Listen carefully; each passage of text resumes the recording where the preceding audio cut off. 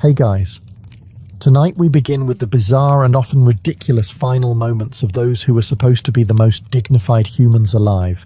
Royalty, kings, queens, emperors. Their lives were filled with ceremony, power, and gold-threaded robes. But their deaths? Well, let's just say some of them would rather be forgotten. So before you get comfortable, take a moment to like the video and subscribe. But only if you genuinely enjoy what I do here. And let me know in the comments where you're tuning in from and what time it is for you. It's always fascinating to see who's joining us from around the world.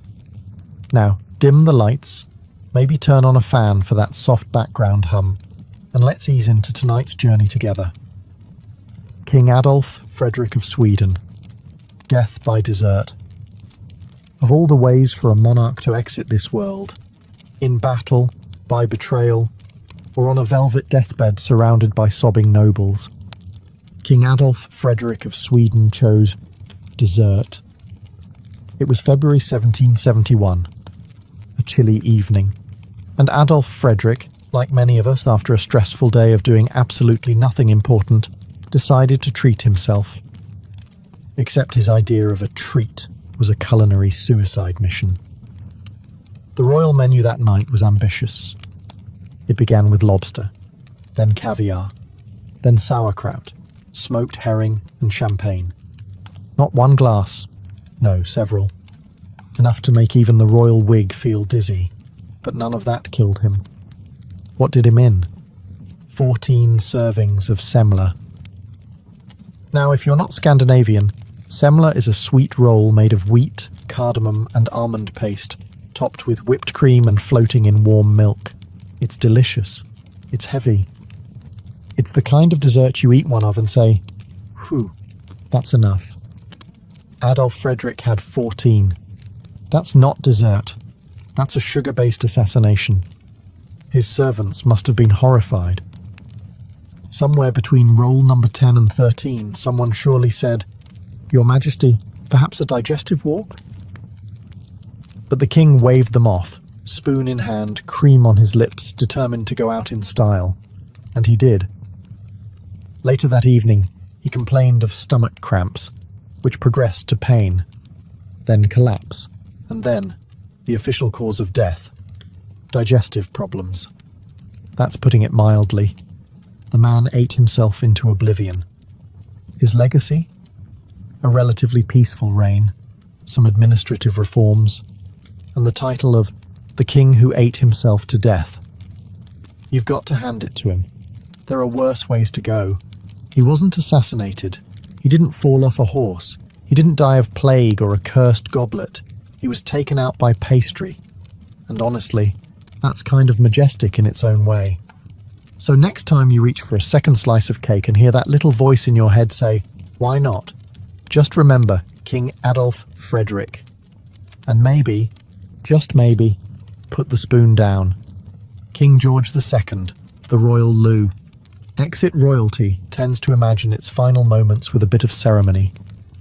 A deathbed farewell, a fading breath whispered in Latin, perhaps a full orchestra humming gently in the background.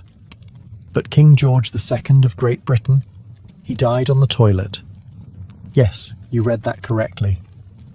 It was the morning of October 25th, 1760. King George II, in his late 70s, woke up feeling a bit off. Still, he followed his usual morning routine. Some light conversation, maybe a touch of royal grumbling, and then, as all men must, a visit to the privy. Except he didn't return. Moments later, servants rushed in and found the monarch slumped over the chamber pot. He had suffered a sudden aortic aneurysm, a rupture of the body's largest artery, and died instantly. So yes, technically he died of natural causes. But the location? Unforgiving. Let's take a moment to imagine it. The King of England, Elector of Hanover, defender of the faith, meeting his end not in bed, not on horseback, but half-sitting, mid-business, pants at royal half-mast. Hardly the portrait you want framed over the fireplace. To be fair, The chamber pot itself was no peasant's bucket. We're talking porcelain, possibly gold-rimmed, and surely flanked by servants trained in the art of not reacting. But still, it's the kind of death that gets whispered about in footnotes, not sung in ballads. The physicians wrote it up respectfully. The public was told he died of a heart problem, which was technically true, but the full story was preserved, thanks to court gossip and a few very honest palace attendants who couldn't let it go. And neither has history. Because for all his accomplishments, his wars, his reforms, his reign over an empire, George II is remembered most clearly for being the only British monarch to die on the toilet, a legacy no one asked for and no one has matched. He ruled an empire and died like a man. Sigurd the Mighty, bitten by a dead man. Some royal deaths are tragic, others are absurd. And then there's Sigurd the Mighty, who managed to die from something even Shakespeare couldn't have invented, a bite from a man who was already dead. Let's rewind to the 9th century.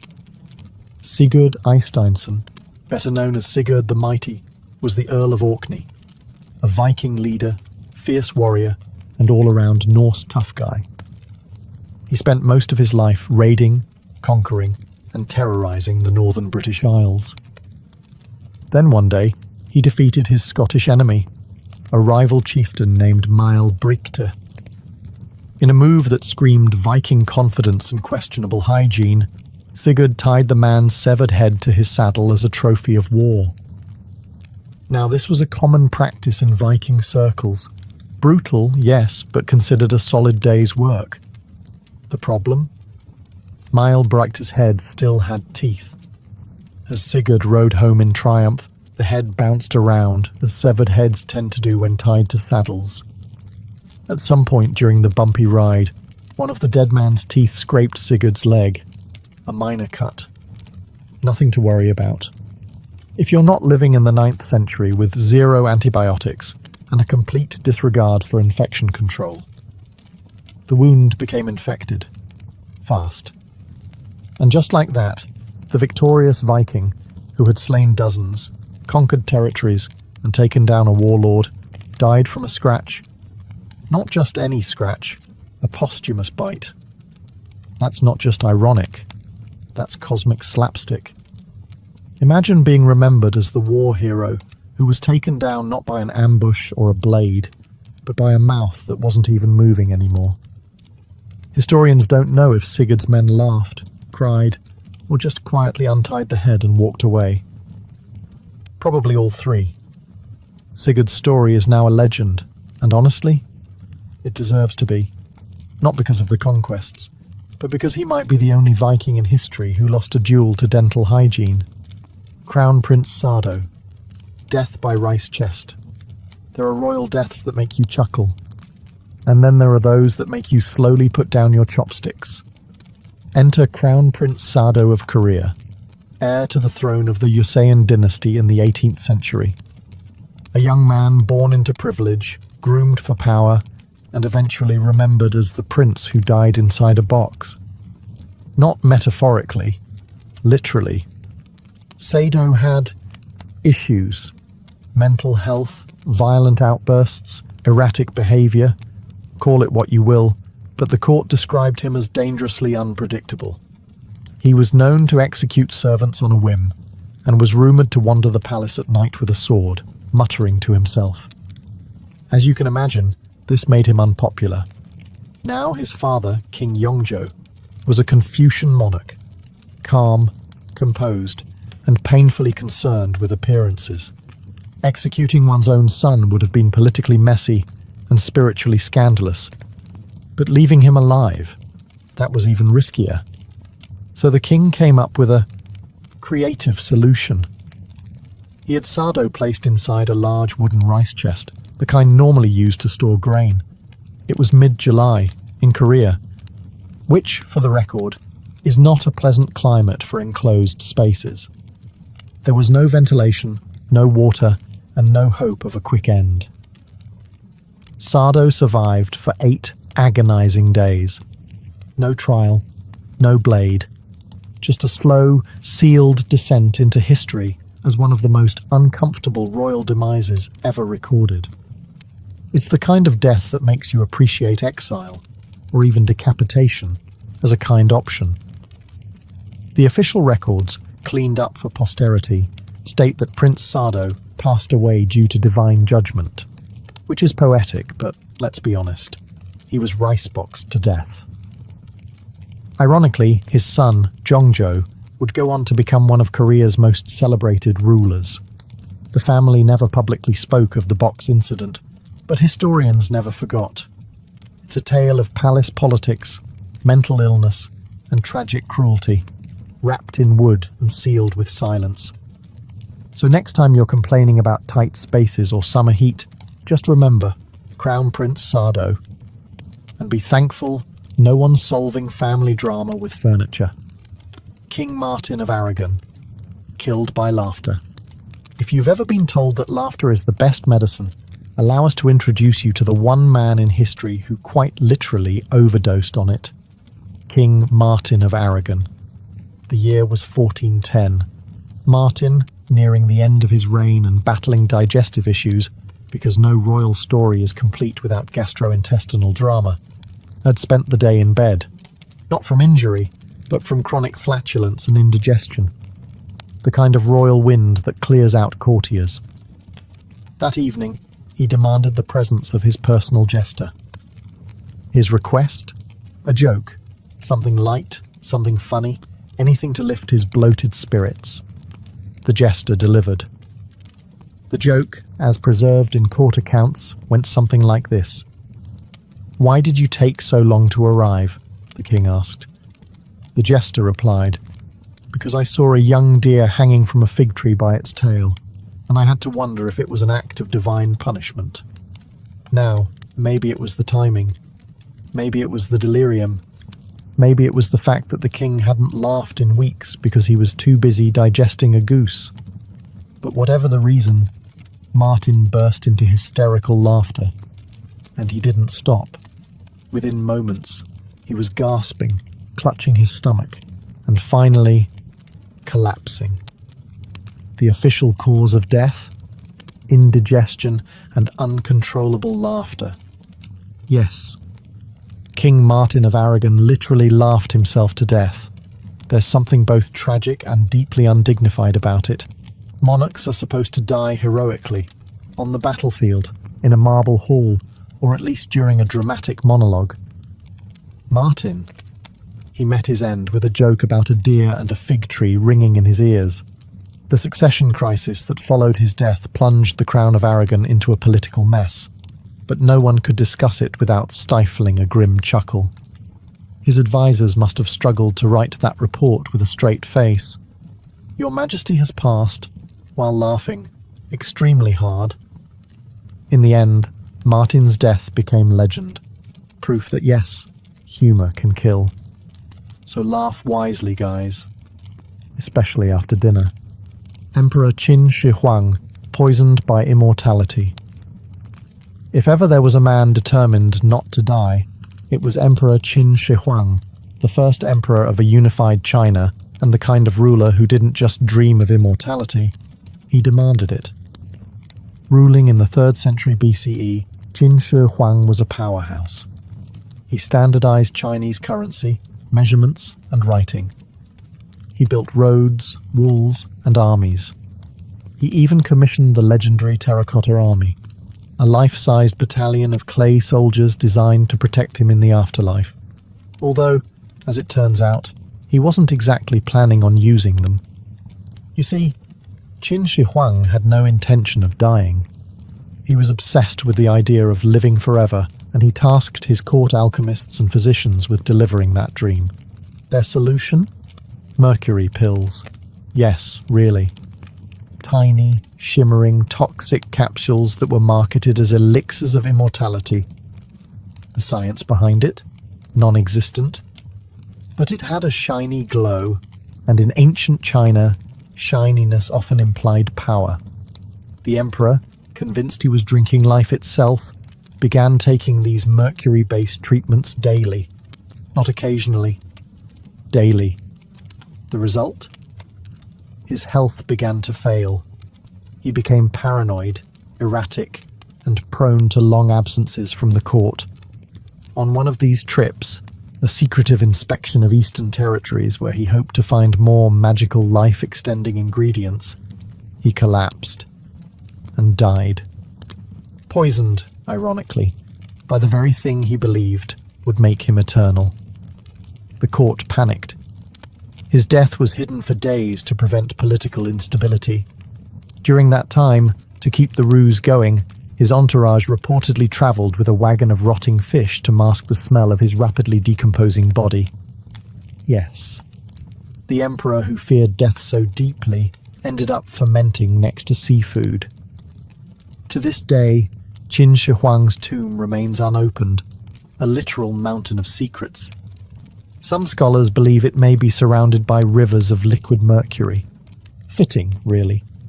The man wanted to be preserved forever, and in a way he is, not as an immortal legend, but as a cautionary tale about trusting quack science and glowing pills. Pope John XII, a heavenly scandal.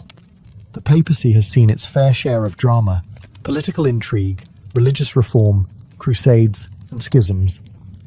But few popes ever reached the level of papal chaos achieved by Pope John XII. Born Octavianus, he became pope in 955 AD at just 18 years old. Now becoming the spiritual leader of millions before you're old enough to rent a chariot? Not ideal. And the result? Even less ideal. John XII quickly became known less for sermons and more for scandal. His papal palace reportedly resembled less a seat of Christendom and more a Roman frat house. He gambled. He drank. He allegedly ordained a 10-year-old as bishop. He blessed a man's mistress. He even raised toasts to the devil during Mass. It's no surprise, then, that his death was equally unorthodox. According to multiple chroniclers, Pope John XII died of a stroke. But not during prayer, not at the altar. No, he reportedly suffered that stroke while in bed with a married woman. Let that sink in. The Pope died, mid-affair, with someone else's wife. That's not just scandalous. That's a moral black hole. Now, to be fair, the Vatican never released an official statement confirming this account. Possibly because, back then, official statements were written by monks who preferred not to die of embarrassment. But the rumour took on a life of its own. Even centuries later, historians couldn't quite agree whether it was truth or a very juicy smear campaign. But let's say, for a moment, it was true. Imagine being the priest assigned to write the eulogy. Here lies Pope John XII, shepherd of the faithful, vicar of Christ, and frequent visitor of marital bedrooms. His death marks the end of one of the most infamously unpapal papacies in history. He reigned for just under a decade, and in that short time he managed to blur nearly every line between sacred and profane. And so, Pope John XII joins our list not just for how he died, but for how spectacularly he ignored the job description. He came, he sinned, he stroked out. And history never forgot. King Alexander of Greece. Monkey business. Royal duties can be dangerous. War, assassination plots, the occasional poisoned goblet. But King Alexander of Greece? He was killed by a monkey. Yes, a monkey. It was 1920. Greece was balancing on the edge of political turmoil, and Alexander, a young and relatively inexperienced king, had been placed on the throne while his father was exiled. He wasn't exactly in charge, more like a placeholder in a crown. So imagine the surprise when the news broke. The king had been attacked in the royal gardens by monkeys. Here's how it happened. One afternoon, Alexander was walking through the royal estate with his beloved dog. Suddenly, a Barbary macaque, a type of monkey known for being both clever and incredibly short-tempered, appeared. It belonged to a palace worker who apparently didn't see the problem in letting monkeys roam free near royalty. Naturally, The dog and monkey started fighting, and, like any loyal pet owner, Alexander tried to break it up. That's when a second monkey appeared. The two monkeys, not thrilled about royal interference, turned on Alexander and bit him, repeatedly, on the leg. The wounds didn't seem serious at first. He was patched up, no big deal. But days later, infection set in, then gangrene, then sepsis. Within 3 weeks, the King of Greece was dead, from a monkey bite. The fallout was immense. His death triggered a constitutional crisis, a return of his father to the throne, and helped push Greece into further instability. So yes, a monkey attack led to geopolitical chaos. The press at the time didn't know what to do with it. Bitten by a monkey didn't quite fit the traditional royal obituary format. So it was softened, vague phrases like an unfortunate injury or sudden illness used instead. But the truth? It couldn't be covered up. Alexander's reign had been short and largely uneventful. But his death? Unforgettable. He may have worn a crown, but he was ultimately taken down by 2 small primates who never even got names in the history books. And that's how you become the answer to the strangest trivia question in royal history. Which king was killed by a monkey fight? King Charles II of Navarre. Death by candle. When you think of royal death, you might imagine swords, poison, or at the very least, a dramatic fainting spell after a scandalous banquet. But King Charles II of Navarre, he went out in a way that was both absurd and slightly flammable. Let's set the stage. It's the late 14th century, and Charles II, also known as Charles the Bad, yes, that was his official nickname, wasn't doing so great. He was sick, very sick, possibly suffering from some degenerative illness brought on by a lifetime of political scheming, betrayal, and general unpleasantness. His doctors, equipped with the finest medieval understanding of medicine, which is to say none, came up with a cutting-edge treatment. Wrap the king from head to toe in linen soaked in brandy. That's right, brandy bandages, because when in doubt, marinate the monarch. The idea was to warm his body, draw out the illness, and possibly pickle him into health. It might have even worked, if the final step hadn't involved sewing him into the linen cocoon and leaving a servant to snip the thread. Enter the candle. The servant, working late by flickering candlelight, leaned in to make the final cut. And then, as court historians describe with both horror and dark amusement, the flame touched the linen. Now remember, the king was soaked in alcohol. He went up like a torch. The servant panicked. There was screaming, chaos, probably a few nobles fainting in the corridor. But by the time they extinguished the king, it was too late. Charles II died in one of the most undignified ways possible, accidentally barbecued by his own nurse. The irony was thick. A man who spent his entire life plotting others' downfalls, poisoning rivals, switching alliances, betraying kings, was ultimately undone by his own drip-dry bandage and one inattentive assistant. And so Charles the Bad, who had once ruled with fire and fear, met his end as firewood. Let it be a lesson. Never mix royal treatments with open flame, especially if your nickname is already the Bad. King Edmund II, death on the privy. Some royal deaths are dramatic, some are symbolic. And then there's King Edmund II of England, who allegedly met his end in the most vulnerable position a man can be in, sitting on the toilet. Known as Edmund Ironside, because the second just wasn't intimidating enough, he reigned for only 7 months in 1016. His nickname came from his battlefield grit and refusal to yield to Danish invaders, particularly King Canute the Great, who was breathing down England's neck at the time. Edmund fought like a lion, enduring defeat, betrayal, and political chaos. He was everything you'd expect from a tough Anglo-Saxon king, until the very end, when all that martial glory was overshadowed by what happened in the privy. According to a persistent and suspiciously detailed medieval rumour, Edmund was assassinated while using the toilet. How? A would-be killer, knowing the king's schedule and digestive reliability, hid beneath the wooden seat. And when Edmund sat down, surprise dagger. From below. Gruesome? Yes. Dignified? Not remotely. The official record is murky. Some sources say he died of wounds after battle. Others mention an unnamed private treachery. But a few chroniclers, clearly blessed with imagination, describe the whole scenario in remarkable detail, right down to the killer hiding in the cesspit and striking upward. It's the kind of story that feels like political slander, and yet it's stuck. Because nothing erodes a legacy like death by outhouse ambush. Imagine the scene. Edmund, perhaps humming a victory tune, sitting down after a long campaign, thinking he's finally earned a quiet moment, and then betrayal from below. It's not the stuff of royal murals.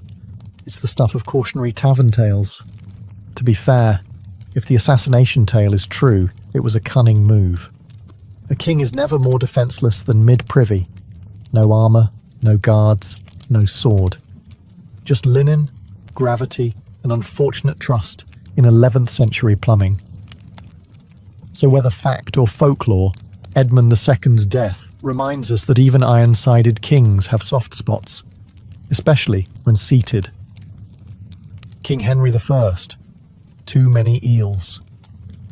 Of all the fatal indulgences in royal history, King Henry I of England may take the prize for the most slippery. Because in 1135, the king who had ruled for over 3 decades, survived war, political turmoil, and rebellious barons, was finally defeated by, wait for it, a plate of lampreys. If you're not familiar, lampreys are jawless, eel-like fish, with a mouth that looks like it belongs in a medieval torture chamber. They were considered a delicacy back then. Today, we'd probably call them nightmare noodles. Henry I, however, loved them. He was known to be absolutely obsessed. His court physicians, who understood very little about medicine but a great deal about guessing, had repeatedly warned him against eating so many of them. They were considered rich food, heavy on the digestion, light on survivability. Did Henry listen? Of course not. He was a king. And what's the point of being monarch if you can't defy every medical warning in existence? So during a visit to Normandy, Henry sat down to a grand meal and consumed a surfeit of lampreys, meaning he ate way too many of these slippery, slimy medieval sea worms, not fried, not dipped in anything respectable, likely just boiled and arranged in a grim little pile. Shortly after, he fell violently ill. Abdominal pain, vomiting, fever, the full royal digestive meltdown. Within days, he was dead. The official cause? Food poisoning. His body was embalmed and sent back to England in the winter cold, and there are horrifying details about the journey that we won't get into here. Let's just say, preservation was not a strong suit in 12th century Europe. Historians agree he was a capable and often ruthless ruler. But none of that mattered when his love for a grotesque fish dinner landed him 6 feet under. It's said his doctors had begged him to avoid the dish. His response: "I'd rather die than give up lampreys." Well, mission accomplished. King James II of Scotland, blown up by cannon kings, have died in battle. Kings have died of illness. But King James II of Scotland? He died by standing too close to his own cannon. It was 1460. James was 29 years old, ambitious, and known for 2 things: a famously short temper and a deep love of artillery. This was the golden age of cannon warfare. By golden, we mean wildly unpredictable and prone to spontaneous combustion. At the time, James was laying siege to Roxburgh Castle, a stronghold still occupied by the English.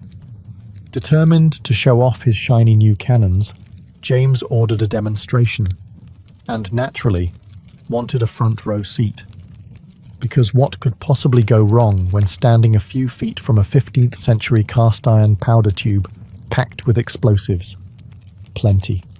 As the cannon was being fired, it exploded, instantly, violently, spectacularly. A piece of the barrel tore through James's thigh, severing his leg, and according to some reports, part of his torso. The blast was so intense that it killed him almost instantly. His attendants, probably still trying to process the phrase, "Your Majesty just detonated," fled in shock.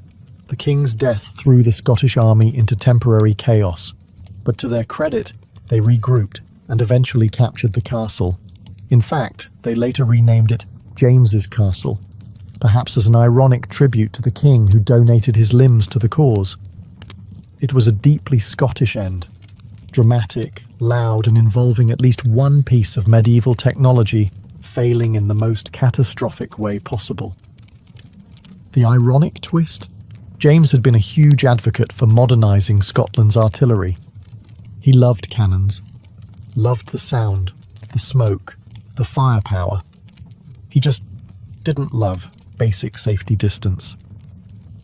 Today, James II is remembered less for his politics and more for being one of the few monarchs in history blown up by his own enthusiasm. Emperor Elagabalus. Too weird to live. If the Roman Empire ever needed a poster child for, maybe let's tone it down, it would be Emperor Elagabalus. Born Varius Avitus Bassianus, which already sounds like a spell, he became emperor in 218 AD at just 14 years old. That's right, a teenage emperor. Combine that with near unlimited power, vast wealth, and a complete disregard for anything resembling restraint, and you get one of the most bizarre reigns in Roman history. Elagabalus didn't just bend rules, he melted them down and made jewelry out of them. He appointed a horse as a government official, a trend among Roman eccentrics, insisted on being called Empress instead of Emperor, and once invited guests to a feast and dropped rose petals on them until some suffocated. His personal life was just as chaotic. He reportedly married 5 times, including once to a Vestal virgin, which was illegal, and was famous for dressing in women's clothing, wearing makeup, and offering money to any physician who could surgically convert him into a woman. In modern terms, we might call him gender non-conforming or fluid, but in ancient Rome, this made him a scandal wrapped in a toga. While his behaviour shocked Roman elites, what really got him in trouble was his disregard for Roman religious traditions. He tried to replace Jupiter, king of the gods, with Elagabal, a sun deity from Syria. He even built a massive temple and made senators watch as he danced around a sacred black stone. Eventually, the Praetorian Guard, Rome's version of the Secret Service, but with more daggers, had enough. In 222 AD, they assassinated Elagabalus and his mother. Their bodies were dragged through the streets, dumped into the Tiber River, and the Roman Empire collectively hit reset. Elagabalus was only 18 when he died. A teenager with too much power, too many parties, and far too little impulse control. Historians still debate whether he was a misunderstood visionary or just a chaotic tornado in a silk robe. But one thing is clear, his reign was too weird, too wild, and for Rome, just too much. Catherine the Great, rumours that outlived her few rulers in history had reputations as grand or as scandalously misunderstood as Catherine the Great of Russia. She was a brilliant reformer, a patron of the arts, a political powerhouse who expanded the Russian Empire and corresponded with Voltaire. But if you mention her name at a dinner party, chances are someone will mumble something about a horse. Let's get this out of the way. No, Catherine did not die in an intimate encounter with a stallion. That myth, persistent, absurd, and thoroughly untrue, was cooked up by her enemies after her death. It has no historical basis and says more about 18th century gossip than it does about Catherine herself. The real story? She died of a stroke in 1796 at the age of 67 while using the toilet. That's it. She collapsed in her private quarters and never regained consciousness. Quiet, undramatic, and very human. But why the horse rumour? Catherine, during her reign, made powerful enemies, both foreign and domestic. She was a woman ruling alone in a male-dominated empire, unapologetically intelligent, and known for her passionate personal life. She had lovers, sure, but so did many kings before her. The difference? Catherine's conquests were documented and scandalized, while her male counterparts were praised for theirs. After her death, political rivals and bitter aristocrats seized the opportunity to undermine her legacy. The horse rumour, vulgar and absurd, was tailor-made for enduring humiliation. It stuck, not because it was believable, but because it was too shocking to forget. It's the royal version of a bad tabloid headline that just won't go away. So while Catherine expanded Russia's borders, modernized its administration, and helped drag the empire into the Enlightenment, she's still haunted by one fake equestrian footnote. In the end, she didn't die with drama. She didn't die in battle. She died like many before her, quietly, privately, and with history refusing to let her go with dignity. If there's a lesson here, it's this. Power is fleeting, but rumours have long legs, especially when they involve horses. Emperor Valentinian II. The bathtub death. No one can explain. Most royal deaths have an explanation. A battle, an illness, a misjudged eel. But Emperor Valentinian II of Rome, his death remains a mystery that's been floating, quite literally, for over 1,600 years. Let's rewind to the year 392 AD. Valentinian II was only 21 years old. He had technically been emperor since the tender age of 4, because nothing screams qualified to rule the Roman Empire like still being in diapers. But, as with most child emperors, someone else was really in charge. That someone was a general named Arbogast. Now, Arbogast wasn't subtle. He was essentially using Valentinian as a puppet while pulling the strings behind the scenes. The young emperor, understandably not thrilled about being a royal mannequin, started pushing back. Tensions rose. Political whispers turned into threats. The palace air got heavy with accidental death energy. And then one morning, Valentinian was found dead in his bath. Not in the middle of a lavish feast. Not stabbed on the Senate floor. Just peacefully drowned. In a tub. No bruises. No blood. Just a lifeless young emperor, floating awkwardly like the end of a badly written mystery novel. Arbogast, of course, claimed it was suicide. A convenient and very tidy explanation. Historians, however, have long doubted that story. Valentinian was young, ambitious, and had just begun asserting his authority. Suicide? Unlikely. Political murder? Now that's more Roman. But because no one actually saw it happen, and because forensic science back then amounted to, well, he's not breathing, the true cause of death was never proven. What followed was even messier. The Western Roman Empire plunged into chaos. Arbogast installed a puppet ruler, and yet another civil war ignited. All triggered by a corpse in a bathtub and 100 unanswered questions. Valentinian II's death may not be the most gruesome on our list, or the most absurd, but it wins the prize for most suspicious silence. Because if there's one thing history teaches us, it's this. When emperors die in bathtubs, somebody probably helped. In the sun-drenched city of Argos, where marble temples gleamed and the sea breeze tangled with the scent of olive trees, a frail girl named Telesilla was born into a life of quiet expectation. Her family was aristocratic, wealthy enough to afford luxury, educated enough to afford poetry. but their daughter was seen as delicate, sickly, and unlikely to leave much mark on the world beyond the home's shaded courtyards. From a young age, Telesilla suffered from chronic illness. We don't know exactly what plagued her. Ancient records rarely give us such mercy, but she was often bedridden, a passive observer of life's energy from behind linen curtains. In a society that prized athleticism and public presence, especially among men, Telesilla's physical weakness could have been a sentence to obscurity. But here's where fate, or perhaps the muses, intervened. Unable to join the bustling life of the agora or the festivals of Hera, Telesilla turned inward. And inward she found poetry. Lines and rhythm became her companions. Words were her resistance. Instead of falling into despair, she began composing verses, some say with the same fluency others used to breathe.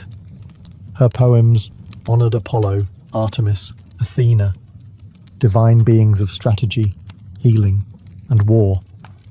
It's almost ironic, considering what would come later. And as her poetry deepened, something else changed. Pausanias, the ancient travel writer, claimed that through her dedication to the muses and the act of writing itself, Telesilla's body began to heal. Slowly, steadily, she grew stronger. It's possible that she took part in ritual purification, or simply found purpose that revitalized her. Whatever the reason, she emerged not just as a poet, but as a woman reborn, with voice, strength, and startling clarity. In time, her works became widely admired. Her name passed from symposium to symposium, and her lyrics stirred something deep in the hearts of Argive women. She wasn't just crafting verse, she was crafting identity. She gave her city its voice. And though no one could know it yet, that voice would soon echo not in the theatre, but on the battlefield. Because this poetess wasn't done surprising the world, not by a long shot. As Telesilla's name grew within Argos, her home became a place of quiet reverence, not for wealth or beauty, but for her words. She wrote with a particular focus on the gods, especially Apollo and Artemis, the divine siblings of healing, precision, and purity. Her hymns didn't merely praise, they invoked presence. These were not empty rituals. These were spiritual calls to arms, of the soul. Her verses were likely recited at temples and sacred festivals, sung by choruses of young women dressed in white, their voices rising beneath sun-scorched columns. Through her poetry, Telesilla provided not only spiritual expression, but also emotional education. She reminded the people of Argos, especially its women, that they too were part of the divine tapestry. They weren't merely spectators in a male-dominated mythos. They were woven into the narrative. And while men debated politics in the Agora, it was Telesilla's verses that seeped into the minds of Argive daughters. In a world where education for women was rare, poetry was their inheritance. Her hymns taught them reverence, strength, even defiance, wrapped delicately in metaphor and rhythm. But it was more than just literature. For Telesilla, these hymns were medicine. Ancient accounts suggest that her devotion to poetic discipline helped cure her lifelong illness. Though we might roll our eyes at the idea of writing your way to health, there's something timeless in this concept. She found purpose, and perhaps in doing so, she found resilience. The more she wrote, the more she stood. The more she stood, the more people listened. And Argos needed her voice, because war was coming. The city had been growing complacent, leaning too heavily on its past glories and underestimating the tensions rising around it. Sparta, that eternal neighbour to the south, had already shown its teeth more than once.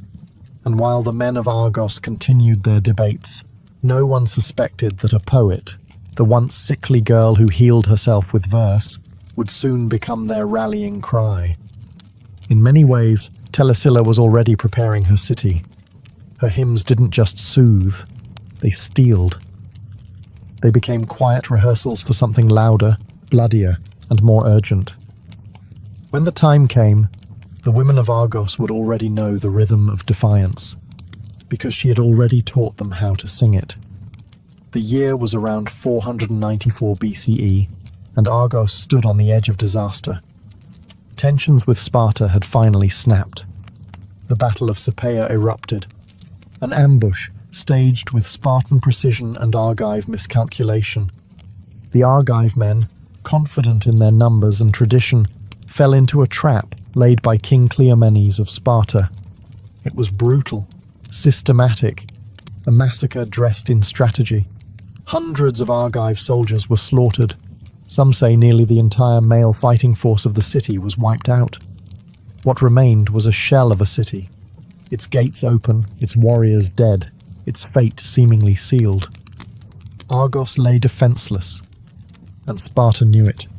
What Cleomenes didn't know, what perhaps no one could have predicted, was that behind those bloodied city walls was not just grief and ruin. There was Telesilla. In the aftermath of the battle, as wails of mourning echoed through marble halls and temples, it would have been easy, expected even, for the people of Argos to surrender. Many probably considered it, but somewhere among the collapsed morale, Telesilla stepped forward, not with a spear, but with fire in her eyes. She rallied the women. The story, preserved in fragments by later historians like Plutarch and Pausanias, is nothing short of astounding. Telesilla, a poetess once confined by illness, now stood before her fellow citizens, mothers, daughters, widows, and called them to arms, literally. They gathered every weapon they could find, spears once mounted on walls, shields left behind by the fallen. Even stones and farming tools were repurposed. And in the shadow of that ancient city, women began training. The elderly, the young, even the servants, they all prepared for what was coming. Telesilla organized it. This wasn't some mythic fever dream.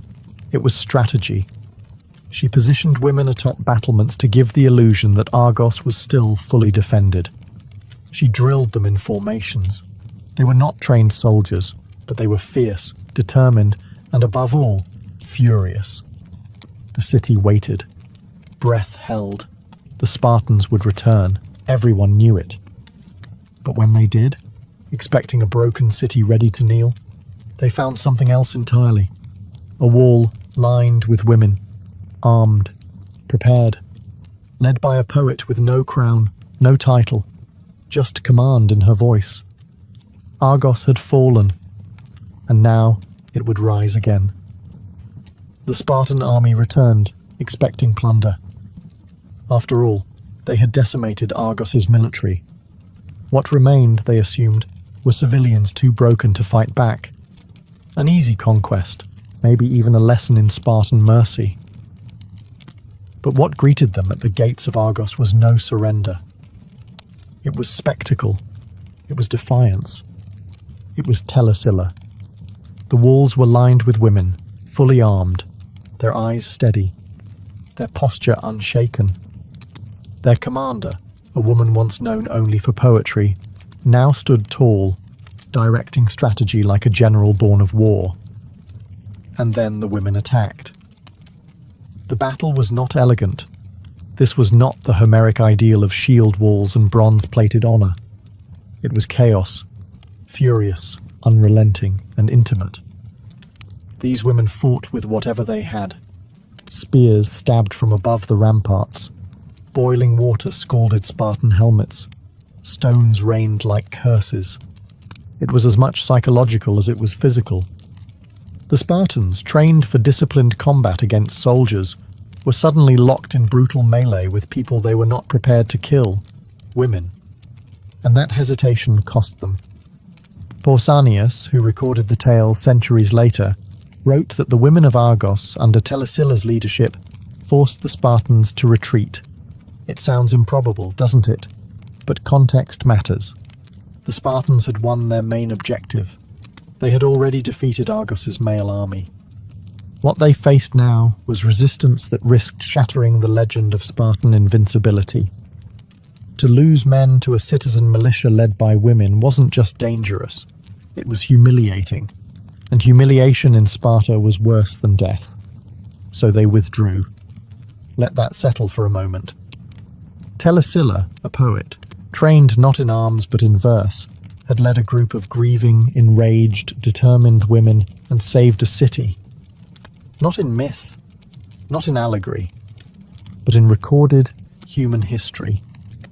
This victory wasn't just military, it was symbolic. It changed the narrative of Argos. It redefined what women could do in the face of devastation. And it proved something Sparta hadn't expected, that courage doesn't wear a beard, and leadership isn't born only on the battlefield. That day, Argos didn't fall to Sparta. It stood taller than ever, held up by hands that had once only held lyres. And it was Telesilla who handed the city its second breath. Victory had a strange taste. The city of Argos had survived, but it was changed. Its streets still echoed with grief. Its temples bore the bloodstains of husbands, brothers, and sons who never came home. But over all that silence stood something remarkable, a new kind of legacy, stitched together by women's hands and Telesilla's unshakable resolve. She didn't claim power. She didn't crown herself queen or sit upon a throne. Telesilla returned to her poetry. It might seem anticlimactic, but this was precisely her genius. She didn't fight for personal glory. She fought because her city needed her. And once Argos was safe, she resumed what she loved, composing hymns and honoring the gods. But now, her verses had new weight. They weren't just lyrics sung at festivals. They were reminders, living memory set to meter. Imagine the girls of Argos growing up in the shadow of that victory, whispering stories of the poet general who once led their mothers into battle. Imagine their voices reciting her verses under moonlight, not just as ritual, but as power. Telesilla's poetry had become prophecy, and prophecy had become precedent. The city honored her not just in song, but in stone. A statue was erected in the temple of Aphrodite, showing Telesilla seated calmly with scrolls at her feet, one hand upon her lyre, the other resting on her shield, not as a contradiction, but as a complete truth. She was both artist and warrior, and she had shown her city that those identities were not only compatible, they were necessary. Elsewhere in Greece, the story spread. Telesilla became a symbol not only of Argive resilience, but of womanly courage in a world that rarely allowed such narratives to breathe. Philosophers debated her, poets echoed her themes, and in time, her name was preserved in collections of heroic women, standing shoulder to shoulder with queens and oracles. But perhaps most powerful of all was the silence that followed. She didn't chase war. She didn't court conflict. Her defense of Argos was an act of necessity, not ego. When peace returned, so did she, to her ink, to her rhythm, to the private sacred space where poems were born. And in doing so, she proved that real strength isn't measured in how long you hold the sword, but in knowing exactly when to put it down. Telesilla's name began to stretch beyond the city walls of Argos, carried not by armies, but by admirers. Her story, part history, part legend, was whispered in symposiums, etched into scrolls, and retold in hushed admiration by men who never thought they'd speak of a woman as both poet and protector. She was not mythologized into a goddess. She remained human, and that made her all the more powerful. Her dual legacy resonated deeply across the Greek world because it broke a mold that many didn't realize could be broken. In an era when women were expected to be silent, invisible, or ornamental, Telesilla was none of those things. She was educated, expressive, and, when the moment came, fierce. And yet, even her poetry was not lost to time. Some of her verses survived, cited by later grammarians and scholars. Though fragmentary, They suggest a rich, reverent tone, filled with invocations of the divine, vivid imagery, and a deep understanding of ritual. She didn't just write, she shaped the sacred. It's difficult to say how much of her work has vanished into history's abyss. Like so many women of antiquity, her voice was preserved only in pieces, filtered through the pens of men centuries after her death. But even these remnants are enough. They speak of a woman who believed in beauty, in community, in purpose, and in the capacity of language to build more than verse, to build courage, memory, resistance. Artists later depicted her surrounded by scrolls and shields, sometimes crowned with laurel, sometimes simply sitting alone in contemplation, always poised between song and silence, art and action. She inspired later generations of women, though subtly, like a steady flame that never quite goes out. In the Hellenistic period, and even into Roman times, her name appeared in anthologies, a rare inclusion among lists dominated by male voices. Her story wasn't repeated out of novelty, it was repeated because it mattered. Telesilla of Argos wasn't the loudest warrior, nor the most prolific poet, but she was something rarer, a woman who moved between two worlds with grace, fire, and intent. And in doing so, she forced the world to take notice, not with conquest, but with clarity. As centuries passed, the name Telesilla began to fade, not from legend, but from mainstream history. Like so many women of the ancient world, her memory was tucked into footnotes, her achievements mentioned only in fragments, and often with a tone of polite surprise, as though it were somehow an accident that a woman had done something remarkable. The Hellenistic world, with its shifting power centers and cultural transformations, began favoring different kinds of heroes: conquerors, philosophers, kings. In this new climate, a woman poet who defended her city with wit and will didn't quite fit the mold of the stories that empires like to tell. By the time Roman authors picked up her name, it was almost folkloric. Plutarch mentions her with a kind of rhetorical curiosity, less interested in her verse or her politics, and more in the idea that a woman had ever wielded command at all. To him, and many of his contemporaries, Telesilla was an anomaly, a remarkable exception, a rare flower in a man's garden. But this is where history itself betrays us. Because it wasn't just Telesilla who vanished from the center of the narrative. It was countless women like her, leaders, thinkers, poets, whose stories were deemed too inconvenient to preserve in full. The scrolls were lost, the statues were repurposed or destroyed, the voices were silenced, not by violence, but by centuries of editorial neglect. And yet, Telesilla persisted. Her story survived not because it was allowed to, but because it was too compelling to kill. Because the image of a woman standing atop a city wall, shield in one hand, verse in the other, simply refused to go quietly. That kind of image doesn't disappear. It smoulders in memory, reignites in times of crisis, and whispers to each new generation that bravery wears many faces, and some of them wear veils. In modern times, historians and feminists alike have begun to revisit her legacy. Not to exaggerate it, but to reclaim it. To dust off the silence and examine what happens when we let the full weight of a woman's story stand beside her male counterparts. And in doing so, we don't just remember Telesilla. We remember what history tried to forget. Though much of ancient Greece has crumbled, its statues worn smooth, its scrolls turned to dust, Telesilla's legacy still lingers in three enduring forms: stone, scroll, and sisterhood. First, the stone. In the ancient sanctuary of Aphrodite in Argos, long after the war cries faded, a statue of Telesilla once stood. Not a grand marble colossus, but a thoughtful monument.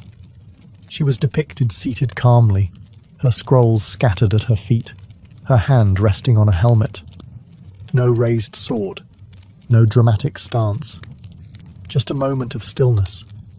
An image of a woman who had mastered both art and action. Even the placement in Aphrodite's temple was deliberate. Not Athena, the goddess of war and wisdom. Aphrodite, goddess of love, beauty, and, perhaps here, resilience. It was a quiet revolution carved in stone. Then came the scrolls. Though most of Telesilla's poetry is lost, what little remains reveals a voice rich with reverence and clarity.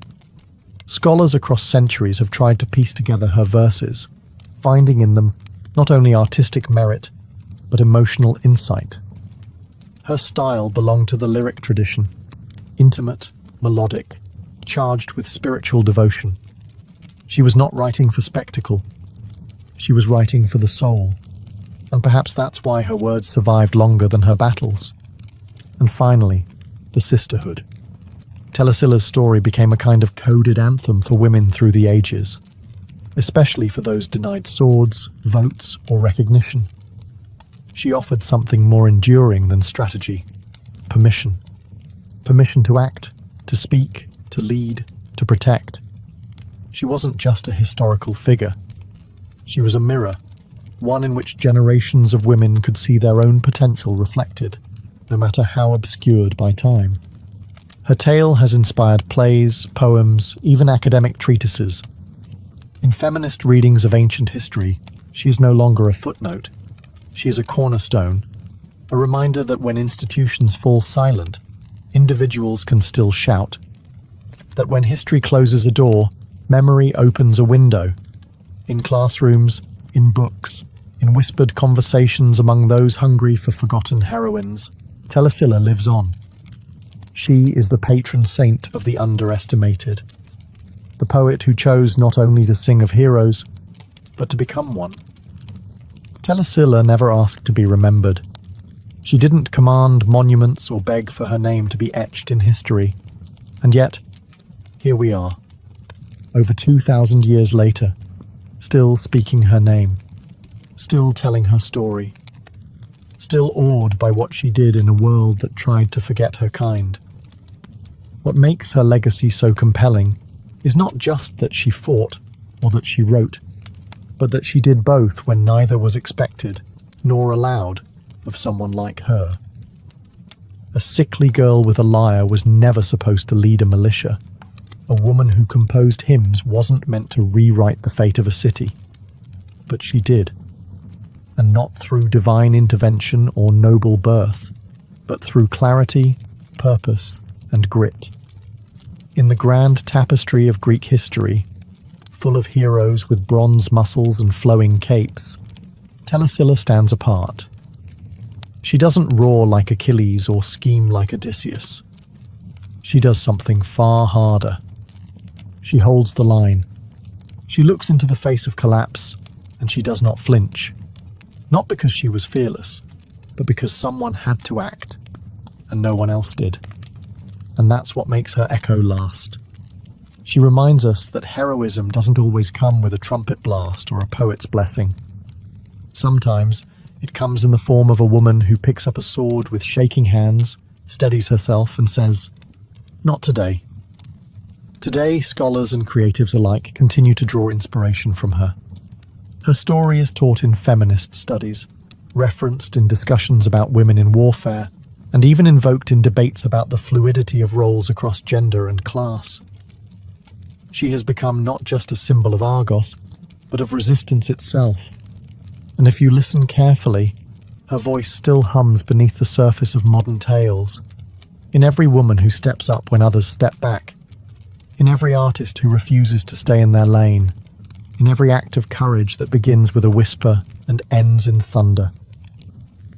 Telesilla's legacy is not locked in the past. It is alive, breathing, moving quietly through the world. Because the truth is, the lyre was never put down. It was simply transformed into something sharper. Before arches, before blueprints, before even the idea of architecture, there was a simple human need to get from one side to the other. Across rushing rivers, deep ravines, and perilous chasms, The early ancestors of humanity faced a question as old as travel itself. How do you cross when the land disappears? The very first bridges were not built by engineers. They were stumbled upon by wanderers and hunters who noticed a fallen tree spanning a stream or watched vines drape across a gorge. These early crossings weren't planned. They were found. Nature gave the hint, and humans took the cue. A fallen log, a line of stones placed just right. This was where bridges were born.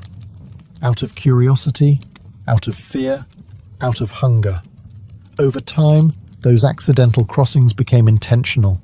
In rainforests, people began binding together vines and reeds to form hanging footpaths. These weren't exactly stable. You wouldn't want to cross one in the dark. But they were a beginning. A literal lifeline between food and famine, isolation and community. In parts of what is now South America, early civilizations began using twisted plant fibers to create longer suspended crossings. These weren't just primitive ropes. They were woven, reinforced, and tested with centuries of refinement. The Incas, long before the Spanish conquest, perfected the art of the rope bridge. But even before the Inca Empire, the peoples of the Andes were mastering techniques that required deep understanding of tension, weight distribution, and natural materials. What makes these early bridges remarkable is not their size, but their boldness. Imagine looking at a river gorge hundreds of feet deep, and instead of walking away, you begin tying grass together. That's not just ingenuity. It's a kind of bravery wrapped in necessity.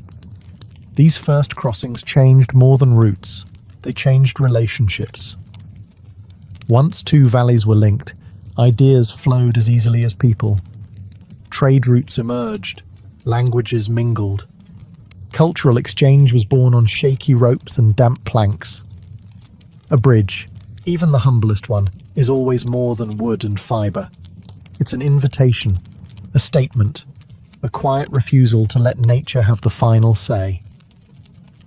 In those earliest spans, civilizations took their first steps toward connection and never looked back. High in the Andes Mountains, where cliffs drop like knives and rivers roar with glacier melt, the Inca Empire wove its own answer to nature's brutal geography. The Incas didn't just build bridges, they tied the sky together. Their roads ran for thousands of miles across mountains and valleys, but it was the rope bridges, or cuishuachaca, that truly defied imagination. These bridges were made entirely of grass. Not wood, not metal, not stone, just woven strands of ichu, a tough mountain grass twisted into cords, and those cords twisted into cables. The process wasn't just technical, it was ceremonial.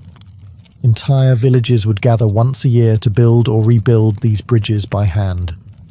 Each family was responsible for a section of rope. They braided, chanted, and hauled, working in a rhythm passed down through generations. The resulting bridge could stretch across a 100-foot canyon, swaying with every gust of mountain wind. No nails, no bolts, just pure tension and trust. And yet these rope bridges were strong enough to support llamas, soldiers, messengers, and traders. They were the beating arteries of an empire, spanning canyons where no stone could be placed. And they were elegant in their own way. Suspended like cobwebs across the void, they moved with the wind instead of fighting it. They bent, swayed, and sighed, but rarely broke. When one did collapse, it wasn't treated as a failure.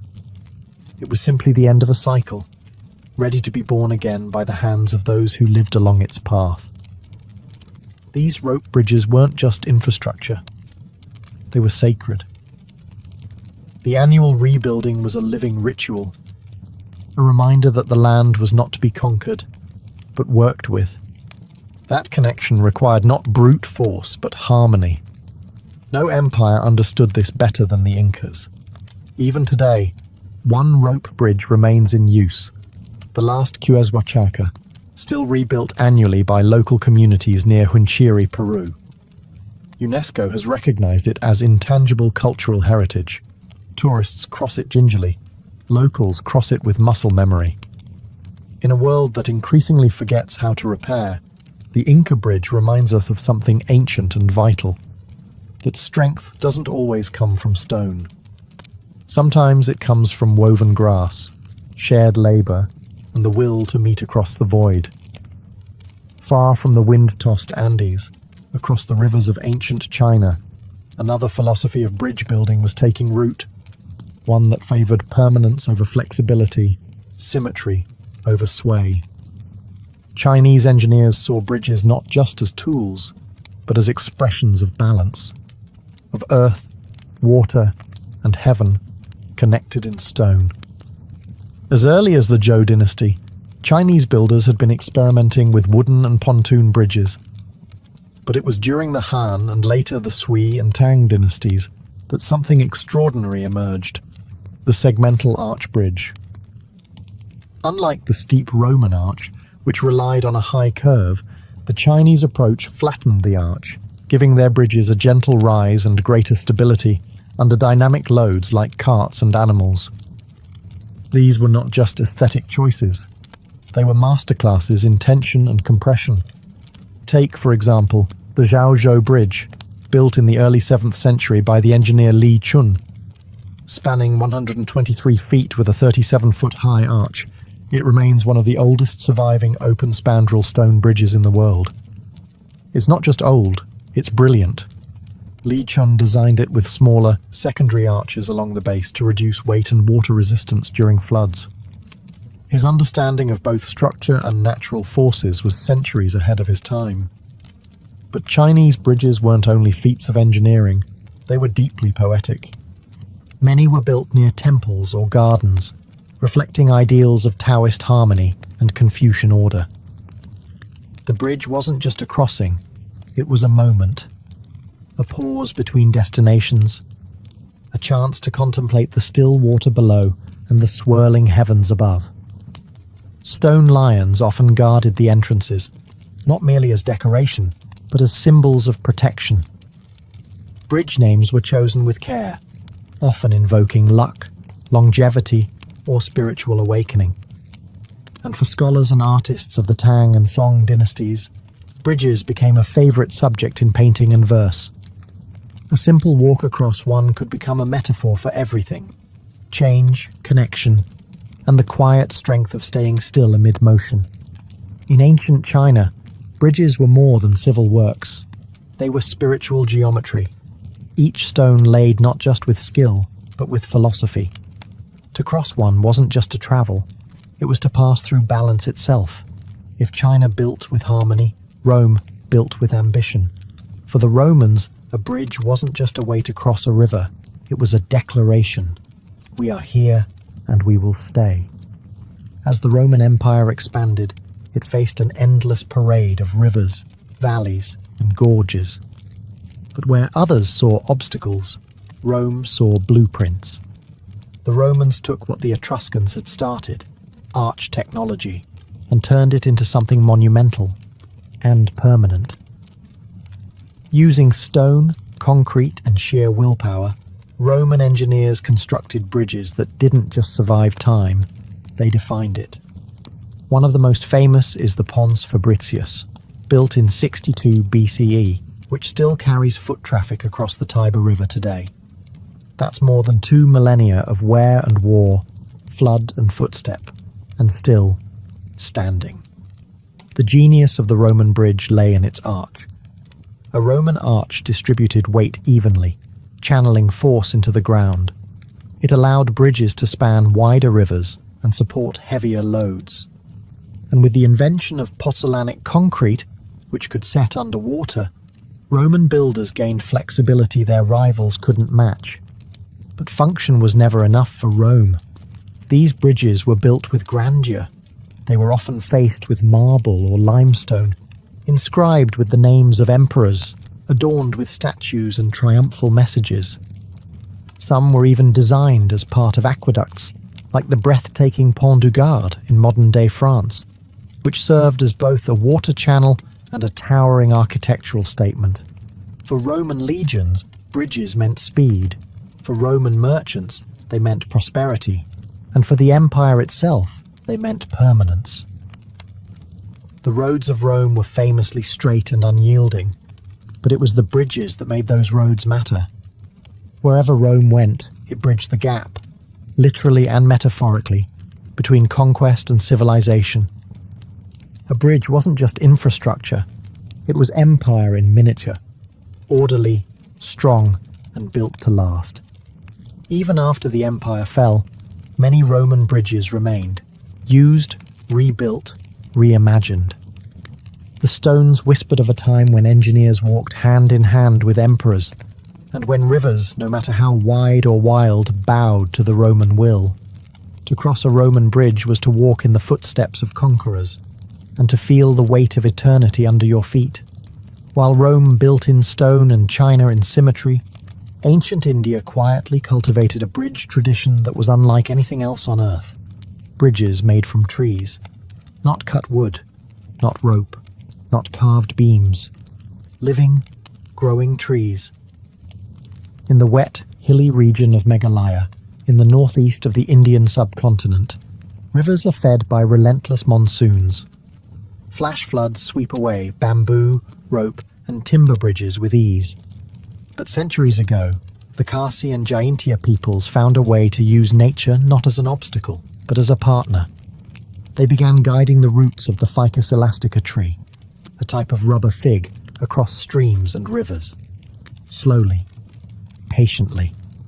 Over years, then decades, the roots were trained using hollowed-out tree trunks, scaffolding, and bamboo frames to grow toward the opposite bank. When the roots met, they were woven and anchored into the soil, creating a bridge that was, quite literally, alive. These living root bridges didn't rot. They didn't splinter. In fact, they grew stronger with age. A young bridge might take 15 years to become usable, but once mature, it could last hundreds of years, sustained by the very land it stood on.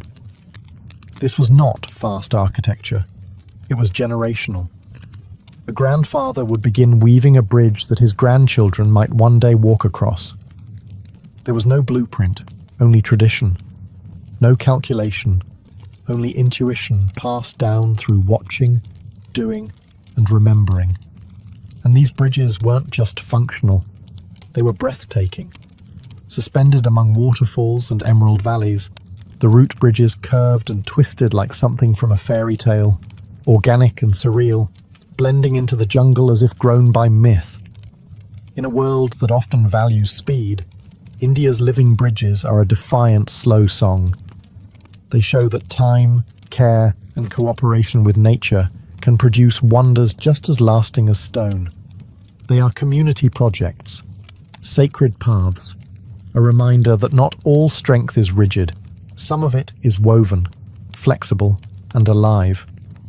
To cross a root bridge is to cross into a different rhythm of civilization, one that listens to the earth rather than reshaping it. And in that quiet balance, India bridged more than rivers. It bridged the wild itself. In the cradle of civilization, where the Tigris and Euphrates carved ribbons through desert and city, early Mesopotamians faced a familiar problem: rivers that both nourished and separated. These waterways brought trade, irrigation, and life. But they also created boundaries, and where boundaries exist, someone eventually builds a bridge. Unlike the later empires of stone and steel, ancient Mesopotamians worked with what they had: mud brick, timber, and ingenuity. Their rivers were broad but not bottomless. Their materials were fragile, but their minds were not. The city of Babylon, one of the jewels of ancient Mesopotamia, was famously divided by the Euphrates River, but it was also famously connected. The Greek historian Herodotus claimed that Babylon had an early movable bridge, constructed of wooden planks laid across boats and tied together with papyrus ropes. By day, it ferried people and carts. By night, it was dismantled to prevent enemy access. Whether this account is precise or poetic, it reflects a truth. Mesopotamian cities were not isolated settlements. They were logistical masterpieces. Bridges here were not just structures, they were strategies. Some were built low and temporary, designed to be rebuilt after floods. Others were made with baked bricks and asphalt mortar, resting on foundations driven deep into silt and clay. Mesopotamians understood the river's moods. They didn't try to conquer water with brute force. They tried to work around it, above it, and sometimes even under it. Trade caravans carrying grain, textiles, and lapis lazuli needed bridges. Temples and ziggurats drew pilgrims from opposite shores, and kings, forever in need of control, understood that whoever held the bridge controlled the city. Over time, as empires like the Assyrians and Persians rose, their bridges grew in complexity. Engineers began incorporating stone piers and more permanent wooden spans, but the roots of that engineering went back to the simplest acts: bundling reeds, piling clay, stretching logs. The logic of bridging, the why, came long before the how. Mesopotamian bridges may not have survived the centuries like Rome's or inspired poetry like China's, but they formed a vital foundation. They were among the first expressions of infrastructure, the bones of organized society. They taught us that where there is commerce, there must be connection, and where there is water, someone will always try to walk across it. To the ancient Greeks, the world was not just a place to live. It was a canvas to be shaped, measured, and perfected. And when it came to bridges, they brought the same thoughtful attention to proportion, harmony, and engineering that they poured into their temples and sculptures. Unlike the Romans, the Greeks weren't obsessed with spanning vast distances or showcasing imperial power. Their bridges were often more modest, but no less intelligent. Built across small rivers, marshes, or rocky gaps, these structures were crafted with an elegant balance of form and function. Take the Archedico Bridge, located in the Peloponnese. Dating back to the Bronze Age, around 1300 BCE, it's one of the oldest surviving arch bridges in the world. Built of large, unmortared limestone boulders, the bridge still stands today, quietly carrying foot traffic as it did millennia ago. There are no inscriptions, no imperial eagles, no towering arches, just a single subtle span, built with precision and enduring grace. The Greeks understood stone, they understood load-bearing, and perhaps most importantly, they understood the importance of community connectivity. Many of their early roads and bridges were part of sacred routes, used during religious festivals and processions to temples, such as the long journey to Delphi or Olympia. In these contexts, a bridge wasn't just about moving people, it was about guiding them toward the divine. Later, during the classical and Hellenistic periods, Greek cities began incorporating more advanced engineering methods, borrowing and adapting Etruscan and Eastern techniques. Timber and stone were used together. Some bridges even included drainage systems, careful grading, and guardrails. Still, aesthetics mattered. A Greek bridge didn't just serve a function.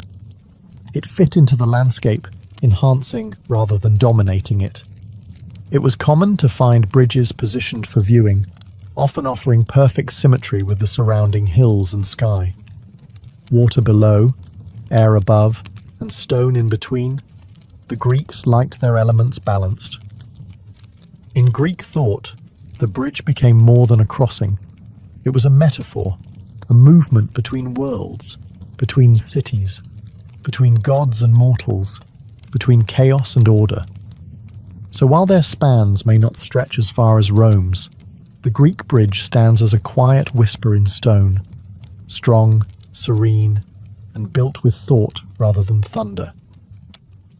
In the land of towering pyramids and mighty pharaohs, ancient Egypt didn't need to conquer rivers as often as it needed to navigate them.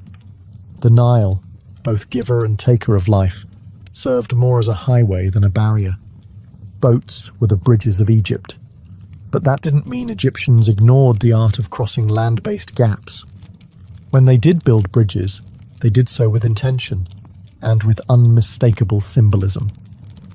Egyptian civilization grew along the fertile banks of the Nile, where irrigation channels, canals, and distributaries carved up the land. To manage this watery maze, the Egyptians developed small-scale bridges, flat stone causeways, wooden crossings, and canal bridges designed more for function than spectacle. One of the earliest known examples comes from the workers' village at Deir el-Medina, near the Valley of the Kings.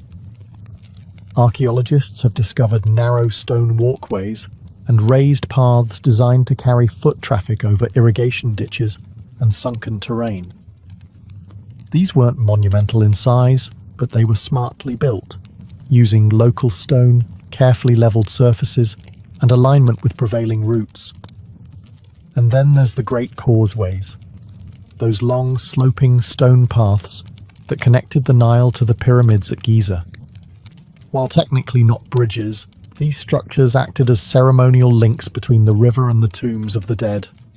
Massive and meticulously constructed, these causeways were used to transport the pharaoh's funerary goods, chariots, and even his mummified body during grand religious processions. In these causeways, we see something more than transport. We see spiritual transition, a passage from life to death, from one world to another. The bridge, in Egypt, wasn't always a structure you walked across. It was an idea. The soul crossed into the afterlife. The king moved from mortal dust to divine eternity. As Egypt expanded and urbanized, more bridges appeared over canals and smaller water networks, often tied to temple precincts or granary systems. Some were likely made of wood, lost to time, but their foundations, stone piers and embankments, remained buried beneath desert and field. The Egyptian bridge was never a monument to conquest. It was a conduit of water, of grain, of sacred memory. Not grand in form, perhaps, but monumental in what it represented. The eternal journey between shores, seen and unseen. By the time the ancient world began to fade into the medieval, its bridges remained, quiet, immovable witnesses to the ambitions, fears, and brilliance of early civilizations. Some crumbled, buried by flood or forgotten war. Others, remarkably, still stand. A root bridge in India, a Roman arch in France, a Greek limestone span in the Peloponnese. Silent, but unbroken. What unites all these ancient bridges, whether born of grass, stone, wood, or myth, is that they were acts of faith. Not religious faith necessarily, but human faith. That we could overcome separation. That we could connect what nature had divided. That the people on the other side were worth reaching. Every civilization had its own approach. The Incas used tension. The Romans used compression. The Chinese used curvature. The Mesopotamians used buoyancy. But the principle was the same. Link what cannot be leapt. Make distance irrelevant. And each bridge said something about the people who built it. The Incas trusted time. The Greeks trusted balance. The Egyptians trusted eternity. The Romans, they trusted concrete. But even beyond function and philosophy, bridges told stories. A rope bridge whispered of community. A Roman aqueduct thundered empire. A Chinese stone arch spoke of harmony. They didn't just carry bodies, they carried beliefs, identities, and purpose. Some bridges were born in urgency, built quickly after a war or flood. Others were born in ritual, raised in song, rebuilt in ceremony, maintained not by kings, but by farmers and children. All of them required cooperation. No one builds a bridge alone. You need hands, patience, and hope. And perhaps that's why they still resonate with us today. Not because we're impressed by ancient tools or clever math, but because we recognize the courage it takes to build something between danger and safety, between isolation and unity, between now and the generations to come. In a world that often pulls itself apart, ancient bridges remind us of something quieter, older, and wiser. That connection is worth the effort. That strength can be gentle. That sometimes the most powerful thing we can do is simply reach out. So the next time you cross an old bridge, pause. You're walking on the remains of ancient dreams, and they're still holding. Before there were words carved into clay or hymns sung in stone temples, there was sound.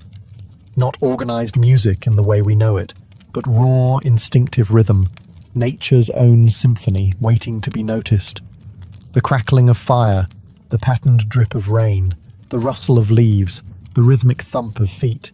These were the first instruments, and somewhere along the way, early humans stopped just listening. They started imitating.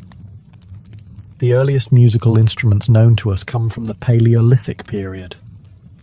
Among them, flutes made from bird bones and mammoth ivory, found in caves in Germany and dated to over 40,000 years ago. They had holes carefully drilled along their bodies, designed to control pitch, not just make noise. These weren't toys, they were tools of emotion. Imagine it, in the flickering dark of a cave, someone gently blowing into a carved bone, the notes echoing like whispers through stone. A lullaby for a child, a chant for the hunt, a sound to soothe the dying or stir the sacred. These first notes weren't just entertainment, they were memory made audible. Early music likely served functional roles. Rhythmic clapping or drumming could synchronize group labor, build morale, or intimidate enemies. Repetition made things memorable. Long before writing, information was sung, not said.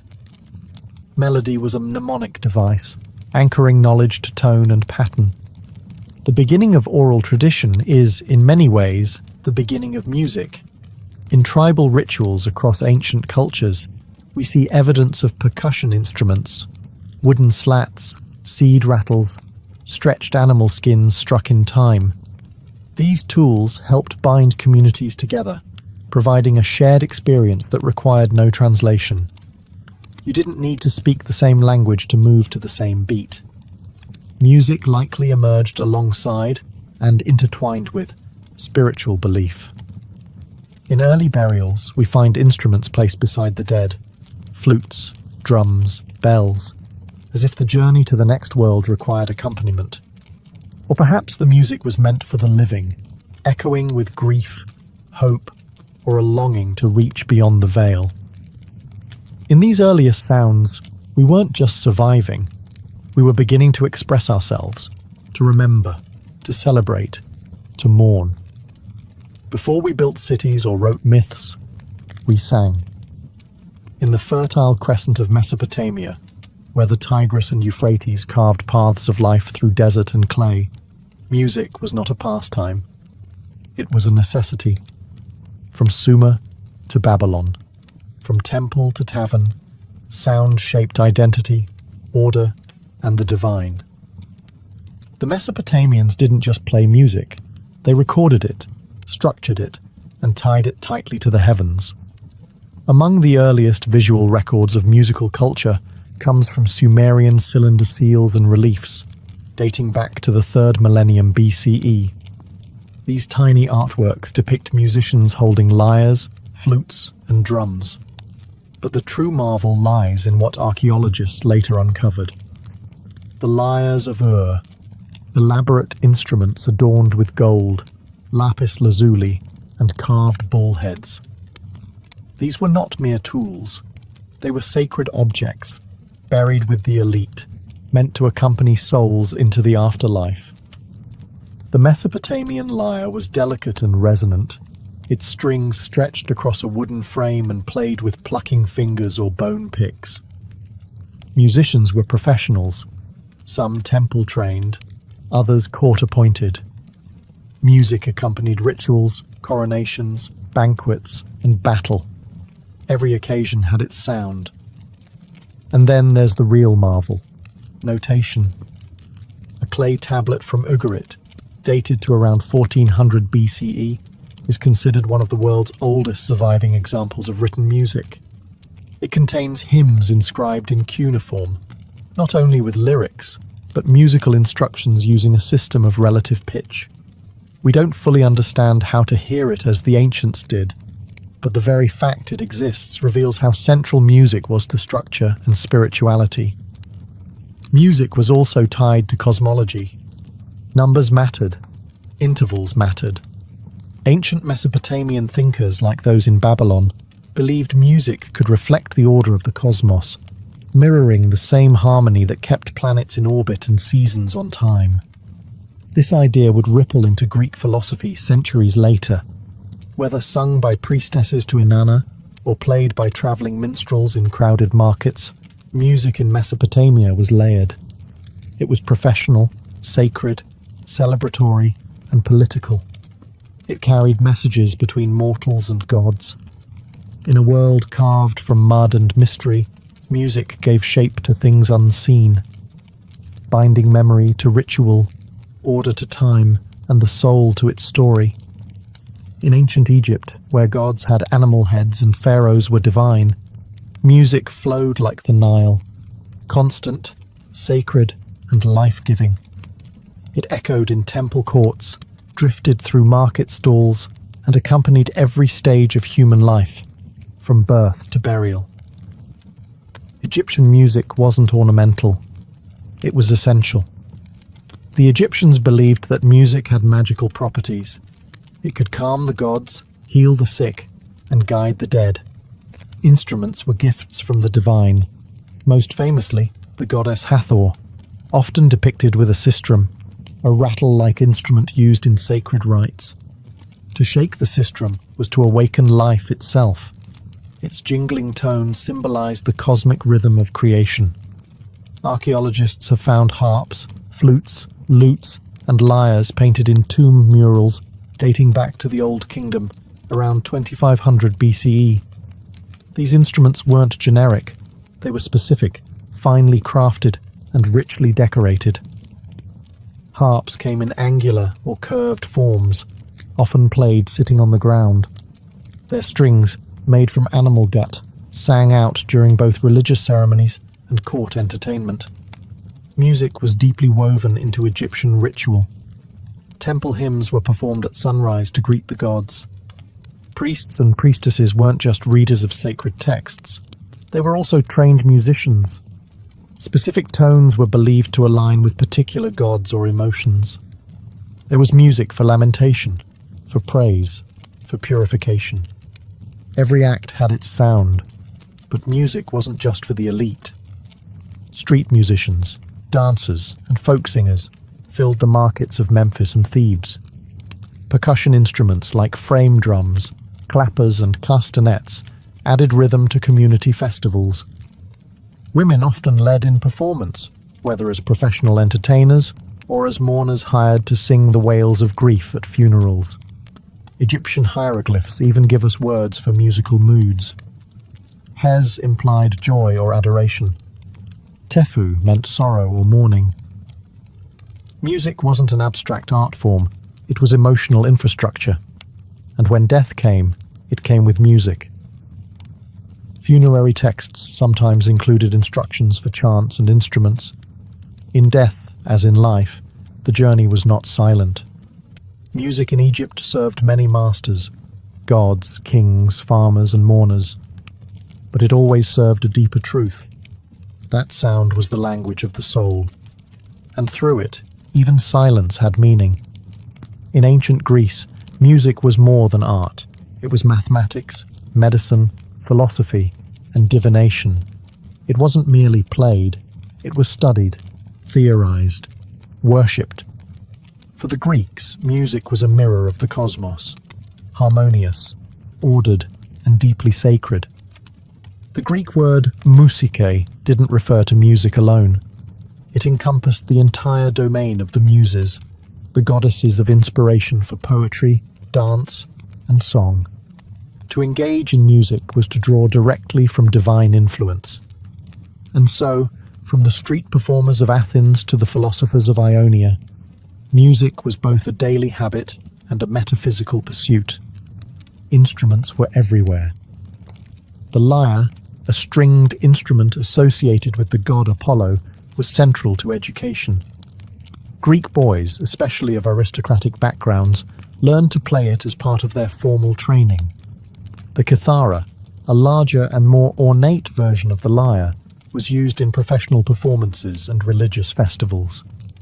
And then there was the aulos, a double-piped reed instrument with a sharp, penetrating tone, often used to accompany dramatic performances, rituals, and even military exercises. Music was tied intimately to the dramatic arts. In Greek tragedy, choruses didn't just chant, they sang. Entire plays were structured with lyrical meters, turning dialogue into a melodic unfolding of fate.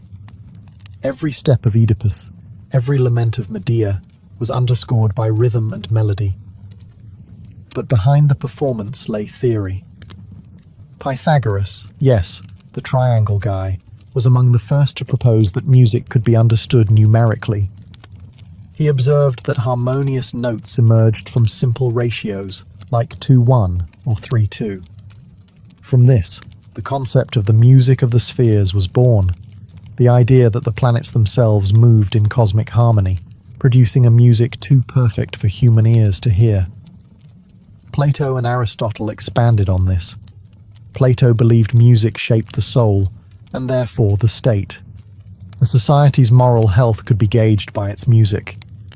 Certain scales and modes were uplifting, others dangerous. Music wasn't just expressive, it was formative. In Greece, to pluck a string was to brush the fabric of reality. To sing was to participate in divine order. And to understand music was to begin to understand the soul itself. When Rome absorbed the cultures around it, it didn't just take their land, it inherited their music. From Etruscan trumpets to Greek lyres, Roman music was a patchwork of styles and traditions, woven together under one empire. But unlike the Greeks, who often philosophized about music's moral function, the Romans focused on its practical uses, and sometimes its volume. Music in Rome was everywhere. In temples, military camps, theatres, banquets, and the infamous arenas, music served to command, entertain, and impress. One of the most iconic Roman instruments was the cornu, a large curved brass horn used by the military. When blown, it sent clear signals across the battlefield, orders, formations, and alerts. It wasn't beautiful, but it was effective. For Roman soldiers, music was survival. In civilian life, the soundscape was more elaborate. The tibia, a Roman version of the Greek aulos, was played at sacrifices and public events. The hydraulis, or water organ, was an early keyboard instrument that used air pressure and water to produce sound. Found in both religious ceremonies and gladiatorial games, it was likely loud, dramatic, and theatrical, perfectly suited for Rome's flair for spectacle. At banquets and private feasts, music took on a more seductive role. Women and enslaved performers often played stringed instruments, like the cithara and lute, while dancers moved to soft rhythms. In elite Roman homes, music was a status symbol, an imported art from Greece or Egypt, made to dazzle guests and show refinement. But music also had spiritual roots. In Roman religion, certain ceremonies required specific chants and musical forms called carmen. These were sacred incantations, believed to influence divine favor or ward off evil. Over time, some evolved into more structured hymns, blending spoken prayer with melody. What Rome lacked in originality, it made up for in adaptability. It absorbed music like it absorbed gods, rebranding, reshaping, and repurposing them to fit its needs. And as Roman roads carried legions across Europe, they also carried songs, instruments, and musical customs. Local tribes encountered not just soldiers, but the sounds of empire. In Rome, music served many ends: glory, control, pleasure, and faith. It was the rhythm of empire, pulsing through marble halls and blood-stained sand. Long before Vedic chants echoed through the temples of India, a quieter but equally profound musical culture thrived in the Indus Valley civilization, one of the world's earliest urban societies. Though much about their music remains elusive, the fragments we've uncovered whisper of a people deeply attuned to rhythm, ritual, and sound. Unlike Mesopotamia or Egypt, the Indus Valley left behind no deciphered texts on music. Yet what they did leave, their instruments, terracotta figurines, and urban acoustics, speaks volumes. Archaeologists have unearthed cylindrical drums, shell trumpets, and carved flutes made of bird bones and terracotta. Some of these flutes, remarkably, have perfectly spaced finger holes, suggesting a sophisticated understanding of pitch and scale. Perhaps most telling are the figurines of dancers found at sites like Mohenjo-daro, limbs frozen mid-step, hair braided, torsos swaying. Where there is dance, there is rhythm. Where there is rhythm, there is music. These figures suggest not only communal celebration, but choreographed, percussive culture. The drum wasn't just entertainment, it was expression. Later, as Vedic civilization emerged and Sanskrit texts began to form, the musical tradition of the Indian subcontinent would explode into complexity. But its seeds, those silent ceramic flutes of the Indus, had already taken root. Over time, music in India became inseparable from spiritual practice. The Vedas, the sacred Hindu texts, were chanted in highly regulated melodic patterns called sama. These weren't songs as we know them. They were sound formulas intended to maintain cosmic order. By the time of the Natya Shastra, an ancient treatise on drama, dance, and music, composed around 200 BCE, Indian music was already categorized into ragas, melodic modes, and talas, rhythmic cycles. Instruments like the veena, an early stringed instrument, and the mridangam, a double-headed drum, became staples of religious and court music. But even as theory deepened, the soul of Indian music remained the same. Music as devotion, music as vibration, music as a bridge between body and spirit, sound and silence, mortal and divine. In the lands of the Indus, music wasn't written in ink. It was written in breath, beat, and eternity. In ancient China, music was never merely sound. It was cosmic order made audible. Rooted in Confucian and Taoist philosophy, early Chinese music sought to mirror the harmony between heaven, earth, and humanity. To play music was not just to entertain, but to align oneself with the moral and natural rhythms of the universe. Some of the oldest archaeological finds include stone chimes, bianking, and bone flutes, xun, dating back to the Neolithic period. These instruments were carefully tuned, not just for beauty, but to reflect cosmic principles. Each note was associated with one of the 5 elements: wood, fire, earth, metal, water, the seasons, and directions. A melody wasn't just music, it was philosophy and sound. By the time of the Zhou dynasty, 1046–556 BCE, music had become a pillar of governance. Confucius himself famously said, "To educate someone, start with poetry, strengthen with ritual, and perfect with music." He believed that music shaped the soul and that a well-governed state would be reflected in its musical culture. Harsh or dissonant music meant disorder. Gentle, orderly tones signified harmony. Court musicians played with instruments like the guqin, a 7-string zither associated with scholars and sages. Its quiet, introspective tones weren't meant to entertain crowds, but to cultivate inner virtue. The player sat alone, fingers brushing the strings in a meditative dialogue between self and nature. Larger ensembles used instruments like the sheng, a mouth-blown free reed instrument, drums and bronze bells, especially in ancestral rites and state ceremonies. The yayue, or elegant music, was the official ceremonial genre used in rituals to honor heaven and ancestors. Every sound, every interval had a ritual function, carefully controlled to avoid spiritual imbalance. Chinese music theory also developed unique scales, such as the pentatonic scale, which uses 5 notes per octave. This gave Chinese melodies their fluid, drifting quality, evoking water, wind, and introspection. In ancient China, to hear music was to hear the balance of the world. To perform it well was to live well. Every note was a prayer, every silence a teaching. In the ancient Hebrew tradition, music was a conduit between heaven and earth, between grief and praise, between people and their covenant with God. It wasn't entertainment, it was sacred. Every note played, every voice lifted was an offering. From the earliest books of the Hebrew Bible, music appears as a central force. In Genesis, Jubal is named as the father of all who play the lyre and pipe, suggesting that even at the very beginning, music was seen as a foundational human gift. In Exodus, after the Red Sea parts and the Israelites escape Egypt, Miriam takes up a timbrel, leading women in dance and song, a moment of celebration carved forever into sacred memory.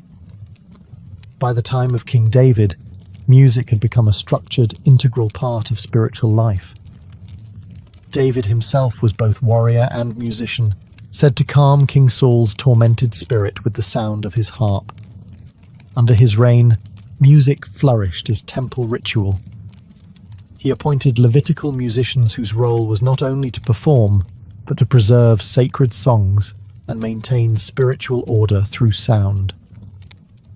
The Psalms, many attributed to David, form one of the oldest and richest hymnals in human history.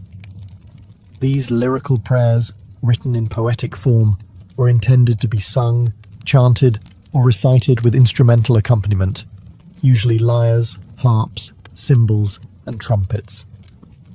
Some psalms speak of sorrow, others of triumph, but all are musical expressions of the soul in dialogue with the divine. The first temple, built by Solomon, institutionalized music even further. Musicians were assigned shifts, instruments were standardized.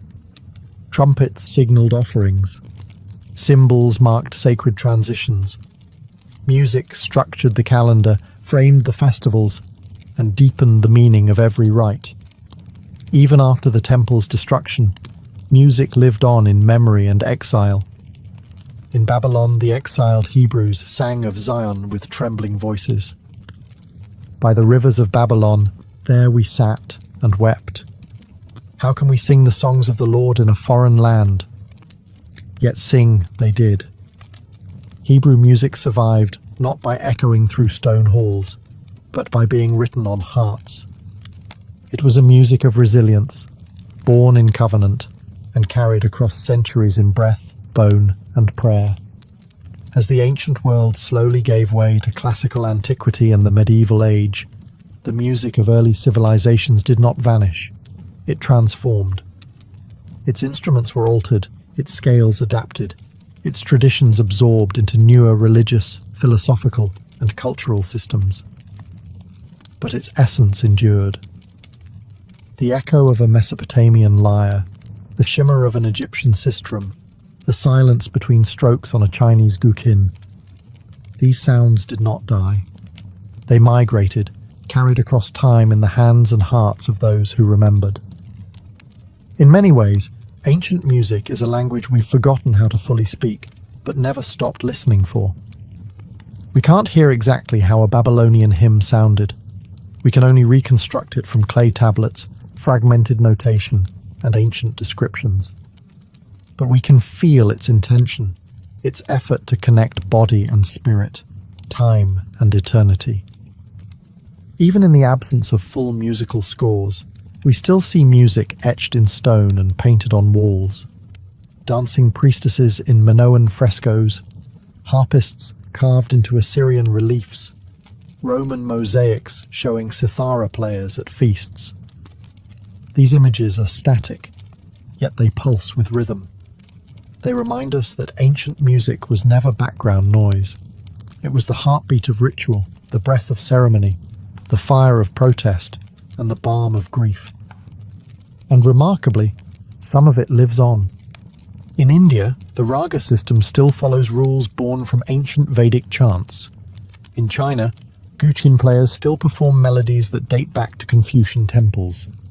In Jewish synagogues, psalms are still chanted with traditional melodies that echo back thousands of years. These aren't recreations, they are continuations. Ancient music wasn't recorded in vinyl or digitized into streams. It was preserved in practice, in people, in purpose. Passed down not through wires, but through witnessing. We may never hear a perfect reconstruction of an Inca festival song or a hymn sung in the court of Ur. But when a hand drums a beat, or a voice breaks into spontaneous song, or a melody lingers just long enough to bring tears, that is ancient. The civilizations may have crumbled, the empires may have fallen, but their music still plays, not in history books, but in us.